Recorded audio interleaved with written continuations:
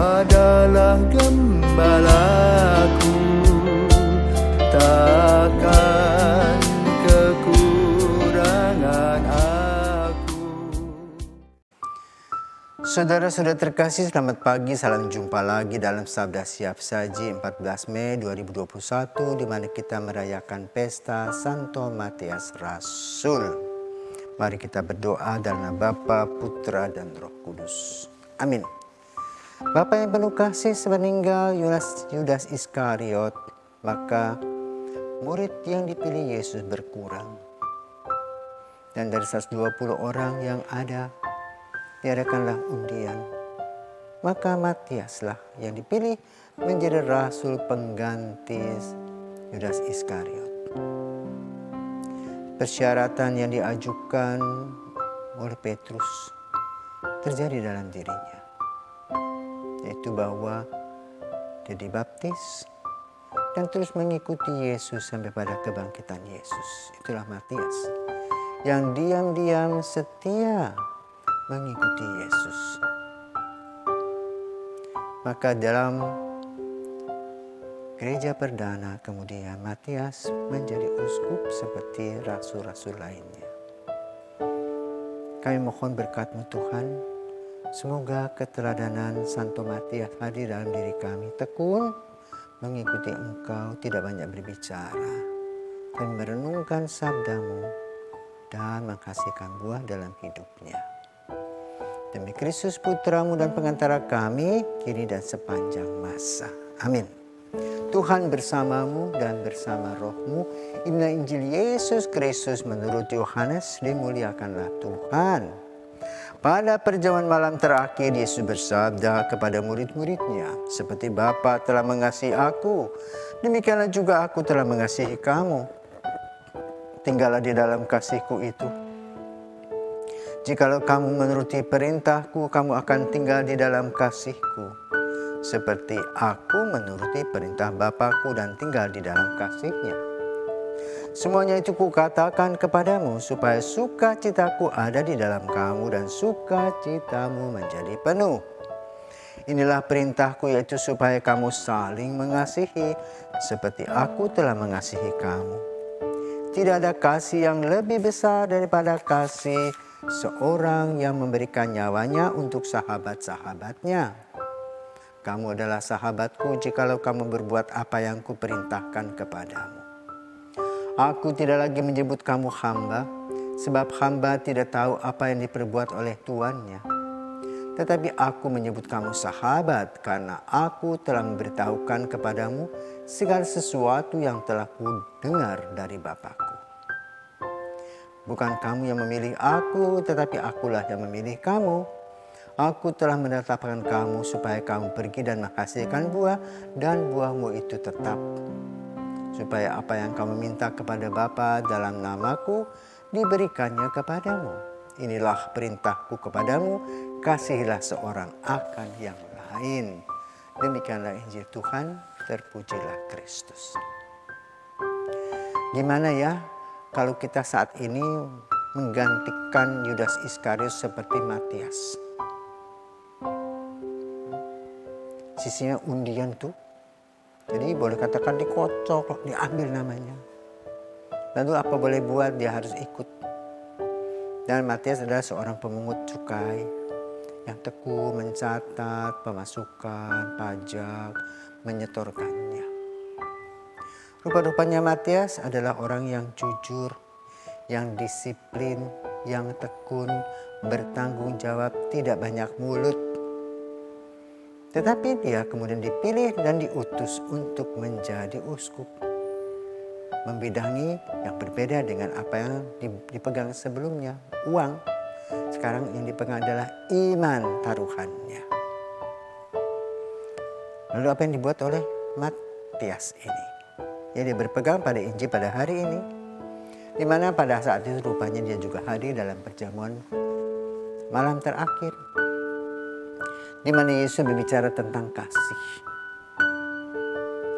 dan membuktikan kasih itu hidup dengan cara apa? Memberikan diri dan waktu bagi orang lain sampai sehabis-habisnya.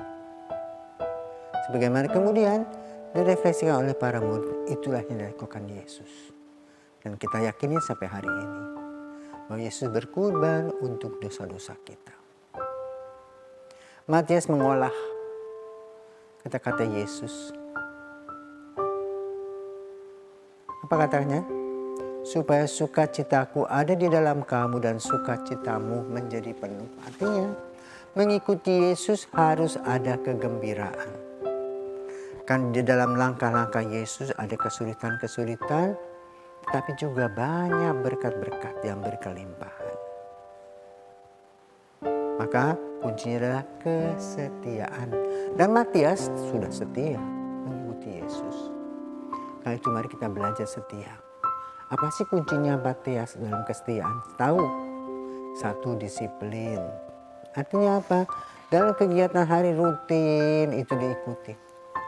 Dengan jam yang sama. Ya makan 3 kali sehari dengan jam yang sama. Berdoa pun sama dengan jam yang sama. Rutin, ya, disiplin. Kedua, harus mempunyai kejujuran hati. Bahwa apa yang Tuhan berikan kepada dia bukan dipegang sendiri, tapi juga dibagikan. Tidak bermain mata, polos, itulah kejujuran. Dan itu juga bagian dari tanggung jawab. Maka Matias tadi disiplin, jujur, juga terampil dalam pekerjaannya, sehingga dia tidak merongrong orang lain untuk menghidupinya. Bertanggung jawab atas apa yang ditugaskan. Apa tugasnya? Tugas perutusan adalah mewartakan kabar baik, kabar gembira. Dan ia lakukan dengan berbagai macam terobosan-terobosan. Mengadakan pendekatan dengan orang lain, mendengarkan apa yang menjadi kesulitan orang lain, membantu mencarikan solusi, bahkan juga jalan keluar. Itulah yang dibuat oleh Matias. Menjadi seorang uskup yang bertanggung jawab bukan hanya pandai mengumpulkan uang, tetapi juga bagaimana dia bisa menggunakan uang agar uang itu tidak disimpan saja, tetapi juga berbuah dan berdaya guna untuk orang-orang lainnya. Maka kemudian dia membuka apa yang disebut dengan pendidikan, kesehatan. Dan dirinya 0 rupiah. Dia bukan berhias dengan gelang emasnya, kalung emasnya, dengan arloji yang hebat-hebat. Tetapi dia tidak punya apa-apa. Yang dia miliki hanya satu, yaitu Kristus. Nah, itulah kekuatan Matias. Kita sering menggabungkan antara keinginan kita memiliki Kristus, tapi juga kita ingin memiliki dunia ini. Akhirnya kacau balau. Separuh-separuh. Dengan Yesus main kucing-kucingan. Dan Yesus tahu semuanya itu. Nanti pada waktunya kita akan ditanyakan. Tapi berdasarkan pada Matias, dia polos, tulus, apa adanya. Sehingga dia boleh menjadi seorang utusan yang diandalkan. Karena itu Matias menjadi orang yang dikasihi oleh setiap orang di mana dia datang dan mengunjunginya. Apakah hal ini tidak membuat kita ingin juga?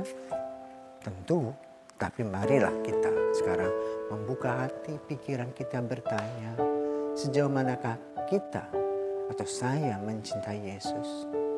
Apakah dengan kedisiplinan, dengan kejujuran, dengan rasa tanggung jawab, melalui keterampilan-keterampilan yang saya lakukan? Kalau hal ini dilakukan, maka dengan sendirinya misi yang jadi perutusan kita akan berbuah. Yang dirasakan adalah oleh orang-orang yang ada di sekitar kita. Di depan dan di belakang mereka akan berkata yang sama. Tetapi kalau kita dalam perutusannya palsu, mereka juga akan memalsu. Di depan kita manis-manis, di belakang kepahitan-kepahitan itulah yang mereka akan katakan. Semoga semangat Santo Matias terus membawa kita kepada kejujuran, kepolosan, rasa tanggung jawab, dan sukacita. Amin. Tuhan memberkati.